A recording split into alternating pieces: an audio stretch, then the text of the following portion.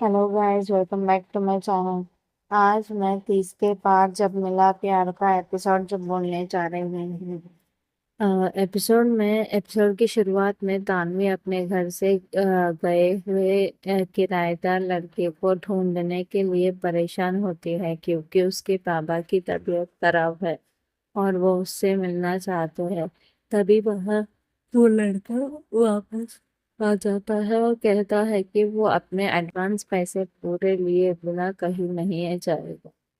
साथ ही वो तानवी से वादा करता है कि जब तक वो उसकी छूटी हुई नौकरी वापस नहीं दिलवा देता वो उसकी मदद करेगा।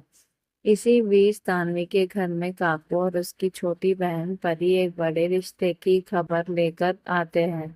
काकू बताते हैं कि कोल्हापुर के बहुत बड़े और अमीर खानदान सरपोदार परिवार से तानवी के लिए शादी का रिश्ता आया है। तानवी इस रिश्ते से साफ मना कर देती है क्योंकि वो बिना जाने पहचाने शादी नहीं करना चाहती और उसे लगता है कि उसके ऊपर पूरे घर और अपने बीमार बाबा की जिम्मेदारी है।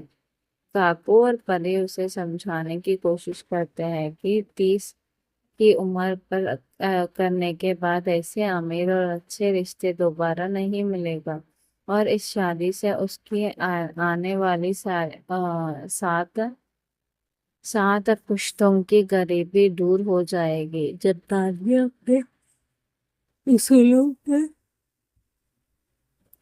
अड़ी रहती है तो मामला बहुत गंभीर हो जाता है।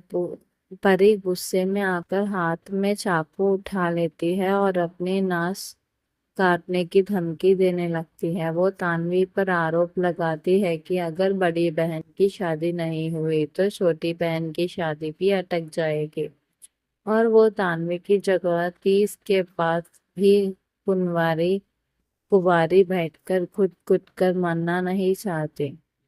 परी कहती है कि अगर वो शादी के लिए हाँ नहीं बोलेगी तो वो एक चिट्ठी छोड़कर अपनी जान दे देगी और इसकी जिम्मेदार सिर्फ तानवी होगी।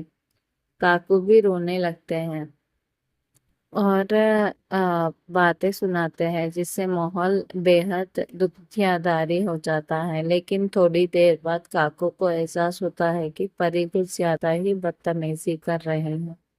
इसीलिए वो परी से चाकू छीनकर उसे थप्पड़ मारती है और कहती हैं कि तानवी इस घर पर कोई बोझ नहीं है।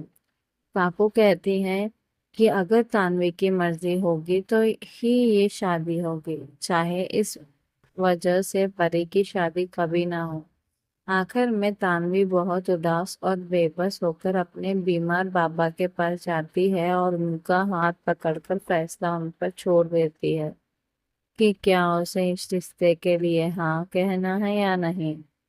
दूसरी तरफ वही किराएदार लड़का जो असल में सरपोदार खानदान का वारिस ही है, उसे भी पता चलता है कि उसके परिवार ने एक हफ्ते में उसके दादा की शादी तय कर दी है, जो कहानी में एक नया मोड़ लेकर आने वाला है।